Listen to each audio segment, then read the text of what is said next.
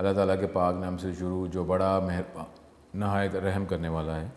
अस्सलाम वालेकुम स्टूडेंट्स, मैं हूं आपका teacher Mohammad Asim Nasar, first year ICS computer science के नेक्स्ट लेक्चर के साथ यूनिक ग्रुप ऑफ इंस्टीट्यूशन की तरफ से हाजिर हूं। उम्मीद है स्टूडेंट आप खैरियत से होंगे और उसी तरीके से दिन का आगाज़ जो है अल्लाह ताला के पाक नाम से करते होंगे और दिन का इख्तिताम भी अल्लाह ताला के पाक नाम पे करते होंगे। और वही है कि जी सुबह की नमाज़ अदा करते हैं, शाम की नमाज़ और रात की नमाज़।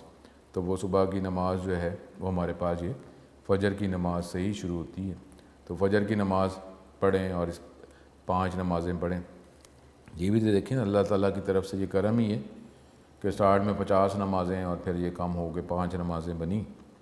तो अगर 50 नमाज़ें अगर 5 नमाज़ें अगर देखा जाए कि अगर हमसे नहीं पढ़ी जा रही तो अगर 50 नमाज़ें होती तो इसका मतलब है कि फिर तो ज़्यादातर की हर एक नमाज ही रह जानी थी। क्योंकि कई दफ़ा होता है कि जी जो टारगेट दिया जाता है अगर अचीव हो जाए तो थोड़ी सी पावर ही आती रहती है कि जी टारगेट अचीव हो गया और फिर ताकत मिलती है, बंदा आगे मूव करता रहता है।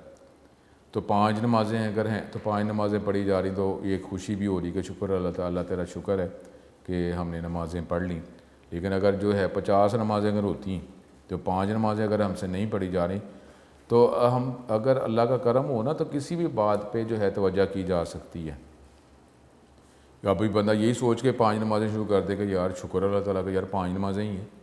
अगर 50 नमाज़ें होती तो फिर कैसे पढ़ते? तो फिर अब वो जब टारगेट कई दफ़ा अचीव नहीं होता तो वहीं से हम अपना दिल हमारा टूट जाता है, हम बैठ जाते हैं।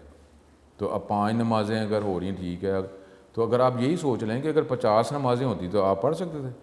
अभी 5 नमाज़ें नहीं पढ़ी जा रही तो 50 नमाज़ें होती तो आप कहते चल रहने दो यार कितनी ज़्यादा नमाज़ें हैं, मैं तो पढ़ ही नहीं सकता। तो अब आप इसी को बेस बनाकर नमाज़ें पढ़नी शुरू कर दें 5 कि यार 5 ही हैं ना। तो ये भी अगर आप कहें कोई बात नहीं, ठीक है, आप कहेंगे अल्लाह ताला शुक्र है कि यार 5 नमाज़ें 50 में कैसे पढ़ता। अब रोज़े जो हैं, अब वो रोज़े जो हैं 1 महीने के रोज़े हैं, फ़र्ज़ हैं।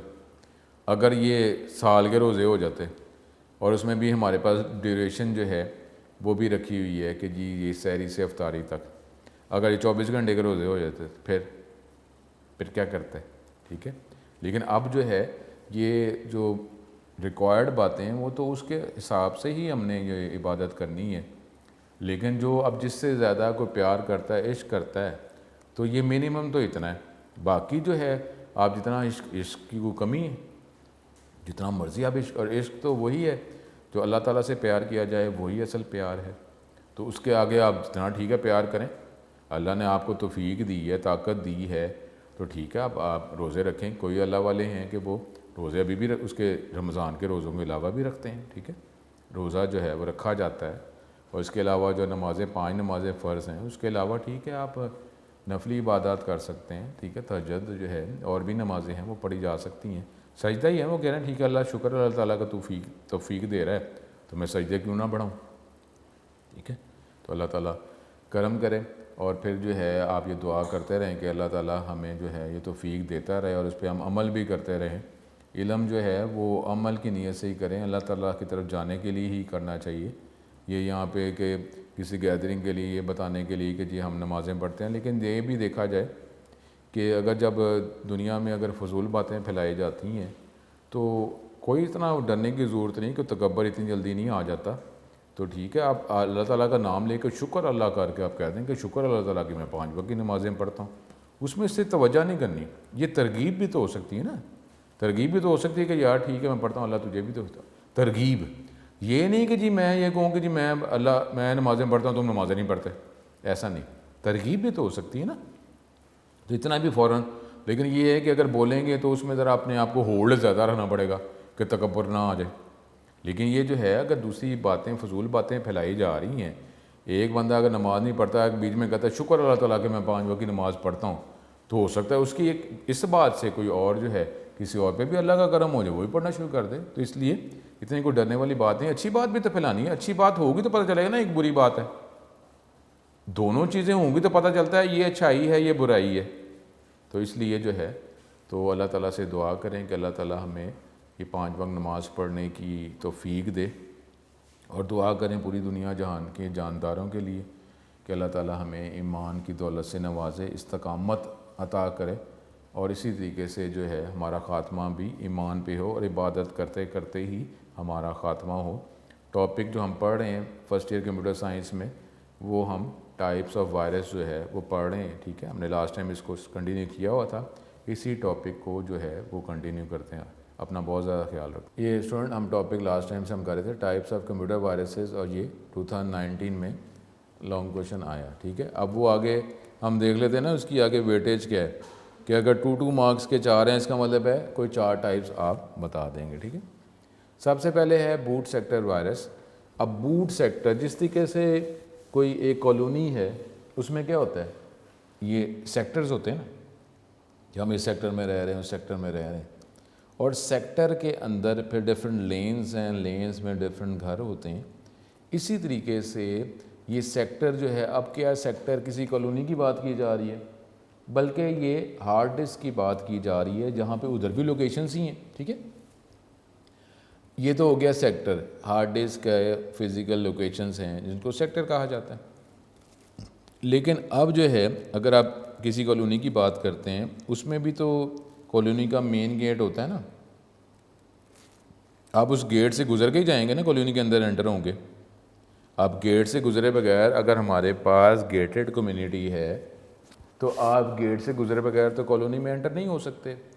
इसी तरीके से जो हार्ड डिस्क की जो फिज़िकल एरिया लोकेशंस हैं, उसमें भी कोई मेन लोकेशन है जिसको एक्सेस किए बगैर जो है वो आपका कंप्यूटर जो है रेडी स्टेट में नहीं आ सकता। हार्ड डिस्क पे क्या पड़ा होता है, डाटा ही है ना, इंस्ट्रक्शंस ही हैं, प्रोग्राम्स ही हैं। अब इसका मतलब है कि ऐसी इंस्ट्रक्शंस जिनको रीड करना ही करना है, उसके बगैर आपका कंप्यूटर जो है वो ऑन ही नहीं हो पा रहा। और उसमें वो जो स्टार्टिंग जो एक इंटरफेस है, स्क्रीन है, जब वो आई नहीं है, आगे मैं कमांड क्या दूंगा, डेस्कटॉप नज़र ही नहीं आया। अब कंप्यूटर आपने ऑन किया विंडोज़ के हवाले से, अगर कंप्यूटर ऑन किया तो जो हमारे पास डेस्कटॉप स्क्रीन नज़र ही नहीं आई, तो आगे आप क्लिक किधर करेंगे, नज़र तो मुझे आ कुछ नहीं आता। मैं अब मोबाइल की स्क्रीन अगर ऑफ हो जाए तो क्या कर रहे होते हैं, वो अलग बात करेंगे। ठीक है, जिस तरीके से आप तेज़ हैं कि जी मैं इस जगह पे फिर भी क्लिक कर लेता हूँ, फिज़िकली मैंने किया हुआ, लेकिन वो तो आपके जस्ट जजमेंट है। अदरवाइज़ जब इनिशियल कोई स्क्रीन लोड ही नहीं हुई तो मैं आगे फर्दर क्या कमांड करने को कहूँगा। तो बूट सेक्टर क्या है, हार्ड डिस्क का वो ऐसी लोकेशन है जहाँ पे इनिशियल इंस्ट्रक्शंस पड़ी हुई हैं, उस एरिया को रीड करना ही करना है, उस इंस्ट्रक्शंस को मेमोरी में लोड करना ही करना है। फिर ही कंप्यूटर जो है अपनी स्टार्टिंग पोजीशन पे आएगा और मज़ीद हम कमांड जो देना चाहें वो हम दे सकेंगे, उसको कहते हैं बूट सेक्टर। ठीक है, a hard disk is divided into different tracks and sectors. The disk having operating system, ऐसी हार्ड डिस्क जिसमें ऑपरेटिंग सिस्टम मौजूद है, कोई एक एक्स्ट्रा स्टोरेज डिवाइस के तौर पर भी हम हार्ड डिस्क लगा सकते हैं जिसमें ऑपरेटिंग सिस्टम नहीं है। उसका मतलब है उस हार्ड डिस्क में वो डाटा डिस्क के तौर पर हम इस्तेमाल कर रहे हैं, उसमें उससे कंप्यूटर ऑन होने में कोई इंस्ट्रक्शन रिक्वायर्ड नहीं है, तो वो हम कहेंगे कि उस हार्ड डिस्क में ऑपरेटिंग सिस्टम मौजूद नहीं है। लेकिन जिस हार्ड डिस्क में ऑपरेटिंग सिस्टम मौजूद है, इसका मतलब है उसमें वो इंस्ट्रक्शन मौजूद हैं जो कंप्यूटर को रेडी स्टेट में लाने के लिए ज़रूरी हैं। उसी कंप्यूटर से कंप्यूटर ऑन होगा, उसी हार्ड डिस्क से कंप्यूटर ऑन होगा जिसमें ऑपरेटिंग सिस्टम होता है। The disk having operating system has a special program in the first sector, पहले सेक्टर में स्पेशल प्रोग्राम होता है, और उस स्पेशल जो area the disk having operating has a special program in first sector, और उस फर्स्ट सेक्टर को बूट सेक्टर कहा जाता है कि ये एक स्पेशल एरिया है जहाँ पे वो प्रोग्राम पड़ा हुआ है जो कंप्यूटर के रेडी होने के लिए वो इंस्ट्रक्शन रिक्वायर है। The program in the boot sector is automatically loaded in memory when computer turns on. ये प्रोग्राम जो बूट सेक्टर में जो पड़ा हुआ है उसको ऑटोमेटिकली मेमोरी में लोड किया जाएगा जब भी कंप्यूटर को ऑन करना है। इसके बगैर, इसका मतलब है ये इंस्ट्रक्शन जो हैं कंप्यूटर के ऑन होने में हेल्पफुल हैं। अगर ये इंस्ट्रक्शन लोड नहीं हुई मेमोरी में तो फिर उसका इंटरफेस जो है आपको कंप्यूटर का नज़र ही नहीं आएगा, तो अब आप कंप्यूटर से कम्युनिकेट कर ही नहीं सकते। This program loads operating system in the memory, और ये जो है, ये जो इंस्ट्रक्शन जो है इसकी मदद से फिर ऑपरेटिंग सिस्टम जो है उसका इनिशियल जो कमांड है जिसके रिज़ल्ट में डेस्कटॉप नज़र आता है वो नज़र आएगा। ठीक है, ये हमारे पास ये पहला पैराग्राफ जो है ये आप बूट सेक्टर के हवाले से कर सकते हैं। अब आगे बूट सेक्टर वायरस। वायरस क्या है? एक डिस्ट्रक्टिव प्रोग्राम है जो नॉर्मल वर्किंग को अफेक्ट करता है। नॉर्मल वर्किंग जिस तरह रिक्वायर है उस तरह नहीं हो रही होती। अब देखें बूट सेक्टर क्या है, उसमें ऐसी इंस्ट्रक्शन है जो कंप्यूटर के ऑन होने के लिए रिक्वायर है। अब वायरस, बूट सेक्टर वायरस का मतलब क्या होगा? उस एरिया को अफेक्ट कर देगा। अब वो इंस्ट्रक्शन लोड नहीं हो पा रही, इसका मतलब है आपका कंप्यूटर ही नहीं ऑन हो रहा, ये हो सकता है। या इसने अगर, वायरस क्या है? एक सॉफ्टवेयर है, अब उसकी इंस्ट्रक्शन कंप्यूटर ऑन हो रहा है तो कंप्यूटर ऑन होने के लिए जो इंस्ट्रक्शन रिक्वायर हैं वो भी लोड हो जा रही हैं और वायरस से रिलेटेड इंस्ट्रक्शन जो हैं वो भी लोड हो जा रही हैं। अब आपका कंप्यूटर ऑन होने के साथ ही अफेक्टेड भी है, या तो कंप्यूटर को वो ऑन ही ना होने दे। ठीक है, ऐसे भी हो सकता है कि अगर ज़्यादा सीवियर वायरस है तो आपका कंप्यूटर ऑन ही नहीं हो रहा, वो ऑन होने नहीं दे रहा उन इंस्ट्रक्शंस को जो रिक्वायर है। या अगर वो इंस्ट्रक्शन जो हैं वो भी लोड हो गई हैं, साथ वायरस भी लोड हो गई, यानी वो ऑन होने के साथ ही कंप्यूटर अफेक्ट भी है। ठीक है, अल्लाह माफ़ करे, वैसे भी है ना बच्चे जिस तरह आते तो वो एक बीमारी पहले से ही है। दिस वायरस इन्फेक्ट्स और रिप्लेसेस बूट सेक्टर, या वो इन्फेक्ट कर देता है, यानी वो इंस्ट्रक्शन जो है अपनी भी कोई एग्जीक्यूट वो हो जाती है वायरस की भी, या वो रिप्लेस। अब रिप्लेस करने का मतलब है आप कंप्यूटर ऑन ही नहीं होएगा।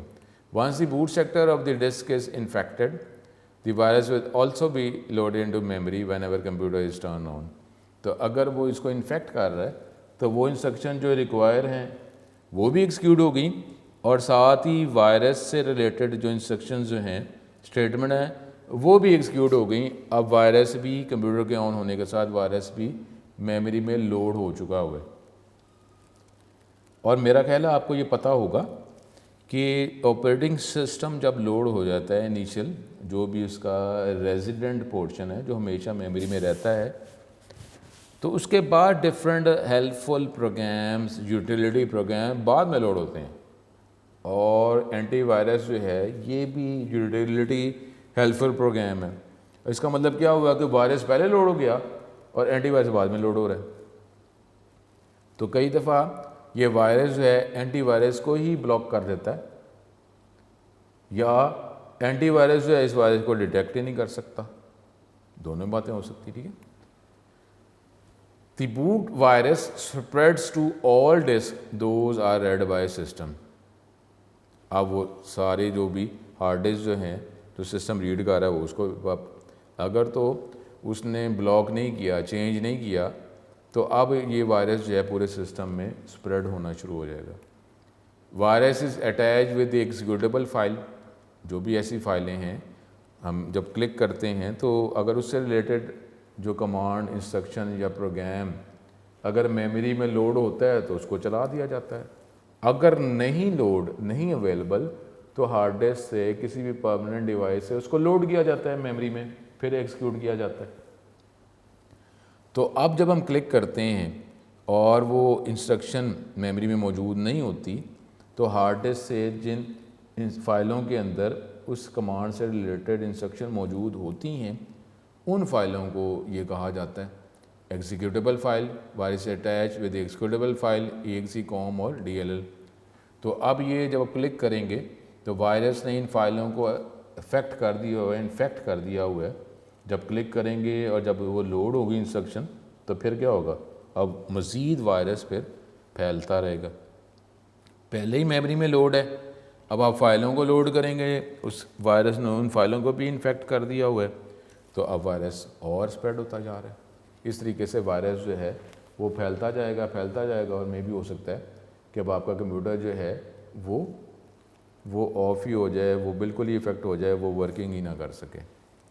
It infects other files, perform destructive commands. इस तरह और मज़ीद फाइलों को ये इन्फेक्ट करता रहता है और डिफरेंट जो है कमांड ऐसी जिससे मज़ीद नुकसान होता है उसको चलाता रहता है। और मुख्तलिफ़ तरह की जो डाटा फाइल्स हैं जिसके ज़रिए हम डाटा गेट करते हैं, कोई रिकॉर्ड गेट करते हैं, इंफॉर्मेशन गेट करते हैं, उसको ये इन्फेक्ट करता रहता है और हमें डाटा मिल ही नहीं रहा होता। डाटा नहीं मिल रहा या डाटा का वो जो कमांड का रिस्पॉन्स, प्रोग्राम का रिस्पॉन्स स्लो हो गया, मिल ही नहीं रहा, रॉन्ग डाटा मिल रहा है, या डाटा जो है काफ़ी देर बाद जो है हमें मिल रहा है। ठीक है, अब उसके बाद है चेरनोबिल वायरस। ठीक है, चेरनोबिल वायरस, अब इसकी स्पेलिंग जो है दोनों हो सकते हैं। ठीक है, नेट पे भी मिल जाते हैं। CIH वायरस भी इसको कहा जाता है, अभी हम देखते हैं यहाँ। ये CIH से क्या बनता है, ये जिसने बनाया उसके नाम के इनिशियल्स हैं। ऑल्सो नोन एज चेरनोबिल और space filler is a Microsoft Windows 9X यानी जो 9 वर्जन जो है computer virus which first emerged in 1998 में। It is one of the most damaging viruses, overwriting critical information on infected system drives and more importantly in most cases overriding the system BIOS। System ये BIOS क्या है, basic input output systems. इसका मतलब है ये कुछ ऐसी हमारे पास ये चिप होती है कि जिसके अंदर इंस्ट्रक्शंस ऐसी पड़ी होती हैं जो लाज़मी आपके कंप्यूटर को चलाने के लिए रिक्वायर है। सपोज़ अगर कीबोर्ड अलग से अटैच किया जाता है, अब कीबोर्ड होगा तो आप टाइपिंग वगैरह करेंगे ना, इस तरीके से कि हार्ड डिस्क जो है वो भी एक हमारे पास एक डिवाइस ही है। अब उसका भी इंटरनल एड्रेस होता है। कंप्यूटर के लिए तो एड्रेसेस ही हैं कि इस जगह से डाटा गेट करना है, इस जगह पे डाटा प्रोवाइड करना है, तो ये एड्रेसेस ही हैं। अब ये हर डिवाइसेस के फिक्स एड्रेसेस हैं इंटरनल। ठीक है, आर्किटेक्चर के वाले से बात कर रहा हूँ। तो वो क्या करेगा, वो ऐसी इंस्ट्रक्शन जो हैं उसी को उसने ओवरराइड कर दिया। अब हार्ड डिस्क की जो लोकेशन है तो इसने अगर इन्फेक्ट कर दिया वो किसी और, अब वो एक पर्सन जो है जो अगर रहता है किसी एड्रेस पे, आप उसका एड्रेस अगर चेंज कर देंगे तो वो किसी और, वो एड्रेस किसी और पर्सन का है, तो आप वो जो मेन जिससे मिलना चाह रहे हैं आप उससे मिल सकते हैं। एड्रेस कुछ और था तो एड्रेस कुछ और आपको बता दिया, क्या आप उस पर्सन तक पहुंच सकते हैं। इसी तरीके से जो डिफरेंट जो डिवाइसेस हैं उसके एड्रेसेस हैं, अगर उसको चेंज कर दिया गया, उस एड्रेस की जगह कोई और एड्रेस प्लेस कर दिया, तो कभी भी आप उस डिवाइस को एक्सेस कर सकते हैं। उसकी तो लोकेशन ही चेंज, एड्रेसेस ही चेंज हो गए हुए हैं। तो इस तरीके से वो सिस्टम बायोस को ही चेंज कर देगा, ओवरराइड कर देगा, तो अब तो कोई भी डिवाइस एक्सेसिबल रही ही नहीं, एक्सेस ही नहीं कर सकते। Chernobyl actually is an alternative of virus known as CIH। CIH क्या है, ये इनिशियल है जिसने ये वायरस बनाया, ये ताइवानीज, ठीक है चैन इंग हाउ। तो ये इस CIH इसका नाम बन गया। ये कंप्यूटर इंजीनियरिंग का स्टूडेंट था लेकिन भाई साहब ने वायरस बना दिया। सम CIH alternatives activate on the 26th day of each month. ऐसे भी है कुछ उसके वर्जन जिस तरह होते हैं हमारे सॉफ्टवेयर्स के, इसके भी ऐसे कोई है कि जो हर मंथ के 26 पे है अगर मौजूद है। हमने पहले बात की है कि वायरस का एक सॉफ्टवेयर है, ये नहीं कि वायरस को एक जरासीम है, हवा में है कि जैसे वो तारीख आएगी तो जो हवा से ही आ जाएगा, हवा से नहीं आता। ठीक है, तो ये हमारे पास अगर एक सॉफ्टवेयर उसके अंदर मौजूद है तो अब ये वायरस जो नॉर्मली किसी ना किसी इवेंट के साथ लिंक होता है। अब ये अगर 26 जो डेट के साथ लिंक हो गया, अब जैसे ही 26 होगी क्लॉक में, कंप्यूटर क्लॉक में, तो ये अब एक्टिवेट हो जाएगा। देखें, हम अगर कोई प्रोग्राम जो है क्लिक करते हैं तो चलता है, अगर हम क्लिक नहीं करेंगे कभी कोई प्रोग्राम चलेगा नहीं। इसका मतलब है उस प्रोग्राम के चलने का ताल्लुक क्लिक के साथ है, किसी ना किसी एक काम के साथ है, इवेंट के साथ है। तो अब जो है इस वायरस का ताल्लुक इसके साथ हो गया 26 कि जो हर मंथ की 26 अगर जब भी तारीख होगी तो फिर अगर ये मौजूद है तो ये इसका ये इवेंट मौजूद हो गया, एनवायरनमेंट इसको मिल गया, माहौल मिल गया, तो ये एग्जीक्यूट हो जाएगा। अब 26 जो आप तो नहीं करते ना, 25 को 26 ऑटोमेटिकली होता है, तो ये भी ऑटोमेटिकली फिर एग्जीक्यूट हो जाएगा। वाइल अदर्स ऑन April 26 और June 26। Since April 26 is the anniversary of the disaster at Chernobyl nuclear reactor. अब 26 जो अप्रैल जो है ये रशिया में एक एटॉमिक रिएक्टर था, उसमें डिज़ास्टर हुआ था, प्रॉब्लम हुआ था, तो वो इसका दिन है उस डिज़ास्टर का, चेरनोबिल न्यूक्लियर रिएक्टर का। तो इसलिए इस वायरस का नाम फिर चेरनोबिल रख दिया गया। ठीक है, तो असल में ये सारी आपको डिटेल जो है वो बताई गई। अब ये चेरनोबिल वायरस अगर एक सॉफ्टवेयर है, अगर आपके कंप्यूटर में आ गया तो क्या करेगा, corrupt the basic input output system, BIOS को इसने करप्ट कर देना, ख़राब कर देना है। अब हमारा कंप्यूटर में भी कंप्यूटर ऑन ही नहीं हो रहा। It destroys all computer data when an infected file is executed. Chernobyl virus जो है वो माइक्रोसॉफ्ट ऑफिस जो है, ये वर्ड एक्सेल, ये आपको पता है पैकेज का नाम है ऑफिस, इसकी फाइलों को डिलीट कर देगा। और या ये हो सकता है कि ये आपकी हार्ड डिस्क की जो पोर्शंस, लॉजिकल पोर्शन बनाने की जो कमांड है, जिसको पार्टीशनिंग कहा जाता है, ये जो ड्राइव्स की आप बात सपोज कर रहे होते हैं, तो ये ऐसी इंफॉर्मेशन, अब सी ड्राइव जो है उसमें कितनी स्पेस है, डी ड्राइव में कितनी स्पेस है, तो जब अब पार्टीशनिंग की जाती है तो बताया जाता है। तो उसने ये सारी इन्फॉर्मेशन ही ख़त्म कर दी। तो अब सी ड्राइव कितने एरिए पे बेस कर रही है, डी ड्राइव सारी इन्फॉर्मेशन ही नहीं है, तो हम डाटा कहाँ से एक्सेस करेंगे। तो ये मूव कर देगा पार्टीशन इन्फॉर्मेशन फ्रॉम डिस्क। इसका मतलब है कि हमारा डाटा लॉस हो गया और डिस्क जो है वो हमारे अब इस्तेमाल की नहीं रही। अब क्या करें, अब या तो आप ये दोबारा इंस्टॉल करें ऑपरेटिंग सिस्टम, दोबारा पार्टीशनिंग करें, और आपको पता है कि अगर हम सी ड्राइव डी ड्राइव दोबारा बनाएंगे तो डाटा जो पहले पड़ा होगा वो ख़त्म हो गया। इसका मतलब है ये वायरस डेंजरस वायरस में है कि अगर आ जाता है तो टोटल हमारा डाटा लॉस ही है, कुछ भी नहीं ख़त्म, सारा कुछ ठीक है। आगे हमारे पास अगले जो टाइप है वो है लॉजिक बॉम्ब। लॉजिक बॉम्ब तो ज़ाहिर है डिस्ट्रक्शन ही है ना, ब्लास्ट ही है, लेकिन लॉजिक का मतलब क्या हो गया कि जो किसी कंडीशन, यानी ये नहीं है कि जैसे बॉम्ब लगाया तो वैसे हो गया, वो किसी एक कंडीशन पे, ठीक है, टाइमर लग गया कि जी जैसे वो 1 घंटे बाद या कुछ ऐसे, ठीक है। अब वो जो 1 घंटे बाद या टाइम आपने कर दिया कि 10 बजे, 11 बजे, 12 बजे, तो ये जो है एक आपने एक लॉजिक बता दी कि 10 बजेंगे तो ये जो है ये ब्लास्ट होगा। अब यहाँ पे हम बॉम्ब की तो बात नहीं कर रहे, हम तो वायरस की बात कर रहे हैं। लेकिन ये जो वायरस जो है ये किसी ना किसी डेट और टाइम के साथ एसोसिएट हो गया। अब वो डेट और टाइम हमारे कंट्रोल में नहीं है, डेट और टाइम ऑटोमेटिकली, डेट चेंज होती है, टाइम भी ऑटोमेटिकली बदलता रहता है।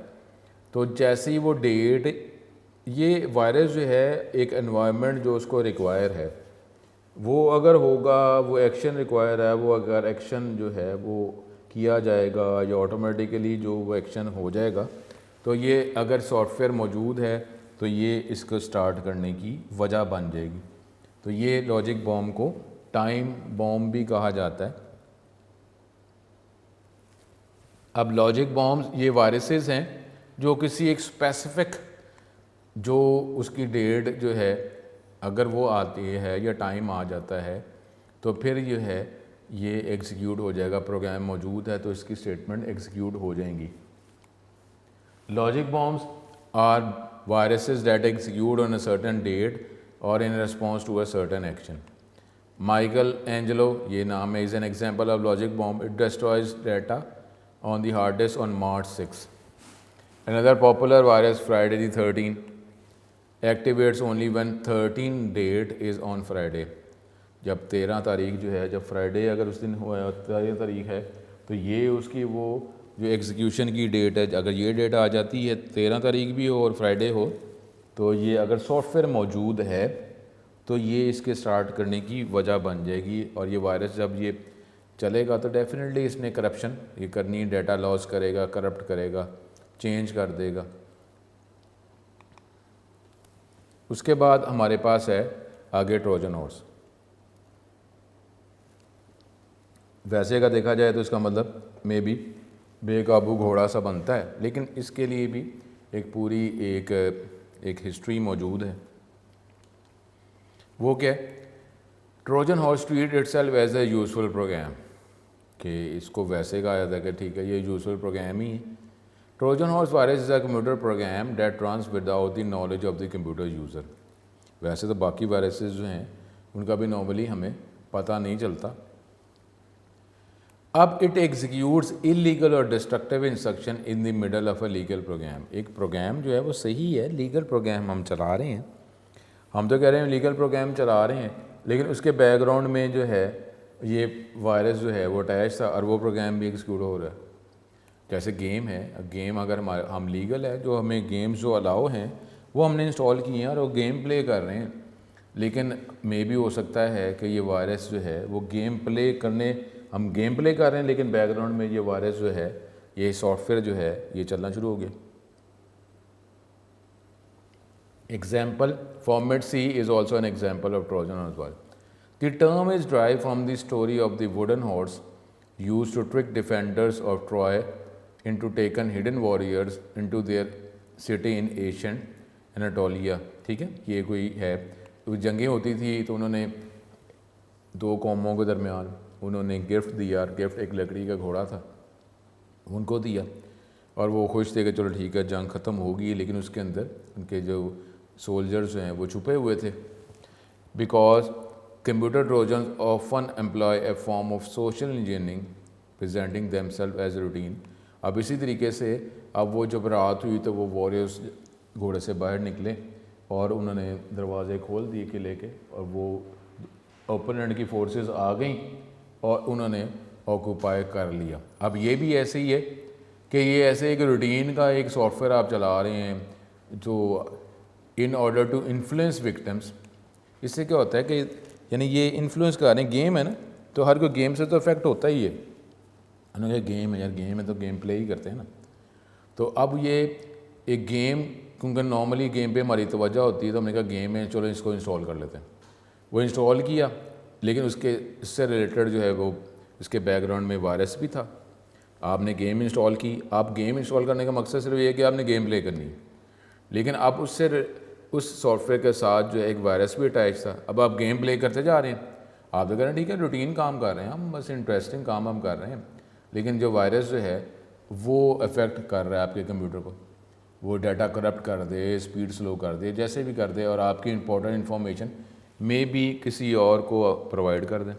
तो ये है हमारे पास जो है ये Trojan horse. The virus performs its function when the program is executed. For example, the virus क्या करता है, allow someone from another computer to get access to the computer। ये भी हो सकता है। ये वायरस क्या करे, ये वायरस आता है, आप गेम प्ले कर रहे हैं या कोई भी इस तरीके से एंटरटेनमेंट आप हासिल कर रहे हैं, लेकिन उसने वायरस ने क्या किया, आपके कंप्यूटर की एक्सेस जो है किसी और यूज़र को प्रोवाइड कर दी। क्योंकि नेटवर्क नॉर्मली नेटवर्क तो होता ही है ना, इंटरनेट चला रहे होते हैं या नेटवर्क से कनेक्ट हैं, तो आपके कंप्यूटर की एक्सेस जो है किसी और को उसने प्रोवाइड कर दी, और कोई आपके कंप्यूटर के डाटा को एक्सेस कर रहा है। आप गेम खेले जा रहे हैं, वो आपके कंप्यूटर का डाटा को एक्सेस कर रहा है, या वो आपके कंप्यूटर के डाटा को डिस्ट्रॉय कर दे, डैमेज कर दे, या be use to get information from computer system through the internet, और आपकी कंप्यूटर की कोई इन्फॉर्मेशन जो उसके अंदर स्टोर है वो इंटरनेट के ज़रिए जो है कहीं और पहुंचा दें। फिर है रेड लव। रेड लव क्या है कि नॉर्मली जो अल्लाह ना करे अगर कोई बायोलॉजिकल बीमारी होती है तो उसके कुछ असरात होते हैं, वो असरात से हमें पता चलता है कि अल्लाह ना करे ये बीमारी है, ठीक है ना। अब वो आप बताते हैं डॉक्टर को जाके, डॉक्टर आपसे कोई बातें पूछता है, तो फिर वो एनालाइज करता है कि ये तो इस बीमारी की वजह है, तो अच्छा ये बीमारी है, तो वो वजह से उसको पता चलता है बीमारी है, तो उसके हवाले से फिर वो आपको मेडिसिन जो है प्रेस्क्राइब करता है। अब वायरस जो है इसके भी इफ़ेक्ट्स हैं ना, तो इफ़ेक्ट से पता चलता है कि किस किस्म का वायरस है, उसके हवाले से जो है फिर हम जो भी कर सकते हैं, एंटीवायरस जो भी हम यूज़ करते हैं। लेकिन अब ये रेड लव जो है ये ज़रा थोड़ा सा डेंजरस वायरस में आ जाता है कि इसके इफ़ेक्ट जो है काफ़ी ज़्यादा हैं। जिस तरह कोई बीमारी जो है वो अल्लाह माफ़ करे कि जब इस तरह वो डेंगू का हुआ तो उसमें टेम्परेचर ही इंक्रीज़ होता, हमने कहा टेम्परेचर है तो वो दूसरा जिस तरह बुखार होता है तो उसकी दवाइयाँ देनी शुरू कर दी, एंटीबायोटिक देने शुरू कर दिए। लेकिन अब वो जो है वो एंटीबायोटिक ने वो जो वाइट सेल्स जो हैं, जो हमारे हेल्पफुल सेल्स हैं, हमारी फ़ौजें हैं जो हमें बचाती हैं, उनको ही इसने डिस्ट्रॉय करना शुरू कर दिया। अब वो सिम्टम्स तो वही थे बुखार वाले, लेकिन वो जो है एक नई बीमारी थी, तो उसके इफ़ेक्ट भी वैसे ही थे। तो उस बीमारी को बुखार समझा गया, लेकिन वो कोई और नई बीमारी थी। तो इसी तरीके से ये वायरस जो है ये भी ऐसे है कि इसकी नेचर जो है, इसके इफ़ेक्ट्स जो हैं एक नहीं एक ज़्यादा इफ़ेक्ट्स हैं, तो इसको डिटेक्ट करना ज़रा फिर मुश्किल हो जाता है। तो ऐसे जो वायरस जो हैं जिसके इफ़ेक्ट्स ज़्यादा हों तो उसको पॉलीमॉर्फिक वायरस कहा जाता है, वो इस पॉलीमॉर्फिक वायरस की कैटेगरी में आते हैं। Red love virus is an example of polymorphic virus changes जिसके नेचर्स डिफरेंट हैं। It is made in visual basic scripting language. ये डिपेंड करता है माइक्रोसॉफ्ट एक्टिव एक्स कंपोनेंट। ये हमारे पास कुछ ऐसे सॉफ्टवेयर्स हैं जो लाजमी आप वो जब सॉफ्टवेयर को चला रहे हैं तो ये माइक्रोसॉफ्ट कंपनी के नहीं हैं, ये किसी और कंपनी ने अगर बनाया है तो वो आपको लाजमी उसको, जैसा वो सेटिंग ना, जब कोई सॉफ्टवेयर चलाते हैं तो वो कहते हैं कि जिसको आप एनेबल करें, कुछ सेटिंग्स आपसे डिमांड करता है कि इसको आप ओके करें। अब ओके करेंगे तो वो प्रॉपर्ली वो सॉफ्टवेयर चलेगा, नहीं तो नहीं चलेगा। अब ओके आप किस लिए कर रहे हैं? ताकि सॉफ्टवेयर जो है अच्छे तरीके से चल सके। अब आप तो ओके कर रहे हैं ताकि सॉफ्टवेयर चले, लेकिन वो क्या करेगा, जैसे ओके भी तो आपने कहीं ना कहीं क्लिक ही किया है ना, क्लिक किया तो अब वायरस भी था, क्लिक करने से वो वायरस एक्टिवेट हो गया। अब आपने क्लिक ओके क्यों किया है? ताकि वायरस वो जो सॉफ्टवेयर जो है प्रॉपर्ली चले, लेकिन आपका क्लिक करना, ओके करना वायरस को एग्जीक्यूट करने की वजह बन गई। तो वायरस एग्जीक्यूट हो गया। अब एक फ़ाइल जो है फोल्डर्स जो HTTP फाइल, उसको वो ढूंढेगा। ये फ़ाइल वो होती है कि जब आप फोल्डर की सेटिंग करते हैं, जब फोल्डर पे क्लिक करते हैं तो फोल्डर के अंदर फाइलें किस तरीके से दिखाए, तो ये इसकी सेटिंग्स होती हैं। इस सेटिंग्स वाली फ़ाइल है। और जब भी फोल्डर को ओपन करेंगे इस फाइल को रीड करना ही करना है, तो उसके मुताबिक फिर फोल्डर आपको दिखाया जाता है।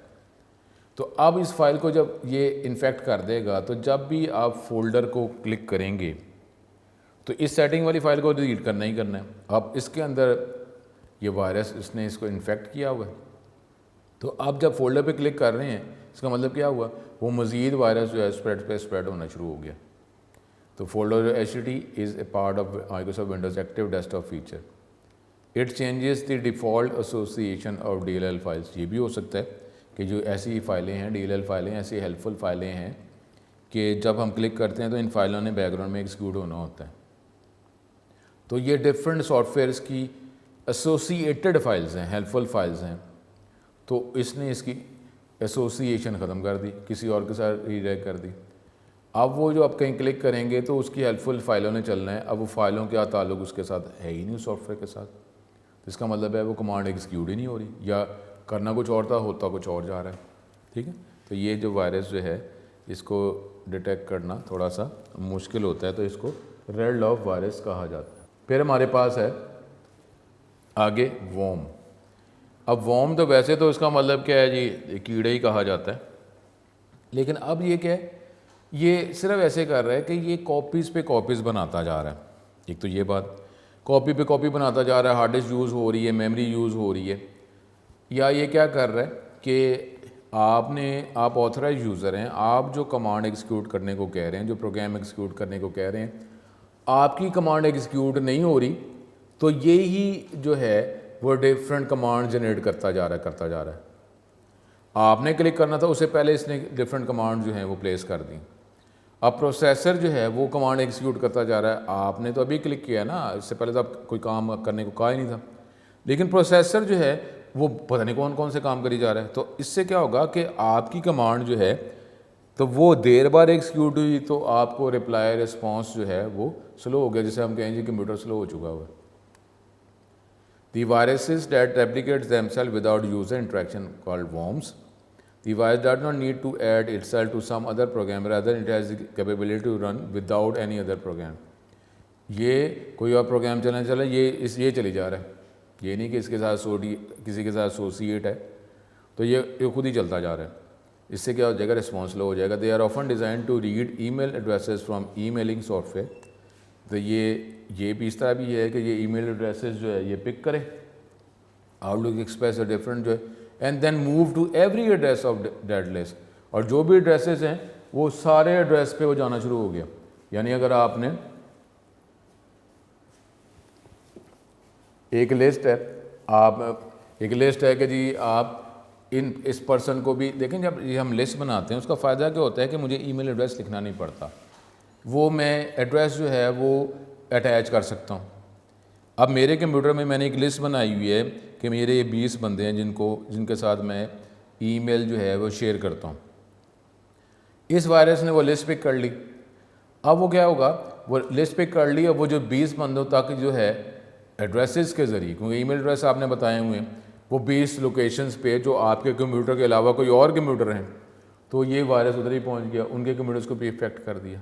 तो ये इस तरीके से काफ़ी पहले इस तरह हुआ था कि ये एक सॉफ्टवेयर सा है आउटलुक एक्सप्रेस, तो ये पहले अब तो इस मर्ज हो गया। तो जहाँ कहीं जिस कंप्यूटर के अंदर ये आउटलुक एक्सप्रेस है जहाँ पे लिस्ट बनी हुई थी, तो ये वायरस ने इफ़ेक्ट किया था और उन जगहों पे जो है उन जगहों पे ये वायरस चला गया था। तो इस तरह वायरस बहुत तेज़ी से फैला था।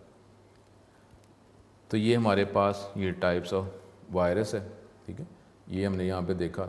It may make different features of the computer unavailable, वो आपके जो काम जो करने वाले हैं आप वैलिड हैं, ठीक है, वो चल ही नहीं रहे। In excess for example after affecting all the computer network it will start sending data very fast so that the other user can not be able to use the network. Response जो है वो हमारी command हम click करते हैं तो वो बहुत देर बाद एग्जीक्यूट हो रही है, ये अपनी कमांड ही देता जा रहा है, तो इस तरीके से रिस्पॉन्स लो हो जाएगा। Macro virus written in programming language and attach with other file, जैसे वर्ड स्प्रेडशीट का अटैच हो गया। जो भी any software that provide facilities for writing macro का मतलब है कि एक से ज़्यादा काम जो हैं वो हम की के साथ अटैच कर लेते हैं, ठीक है, कंबाइन कर लेते हैं। तो जो भी सॉफ्टवेयर जिसमें मैक्रो बनाने की फैसिलिटी है, तो ये can be any software that provide facility for writing macro can be use to write such a virus. तो वहाँ पे जिस सॉफ्टवेयर के अंदर भी मैक्रो एक से ज़्यादा कमांड्स को कंबाइन करने की फैसिलिटी जिस सॉफ्टवेयर मौजूद है, तो ये वजह बन सकती है कि जी ये माइक्रो वायरस जो है उस कंप्यूटर में आ जाए, उसमें बन जाए।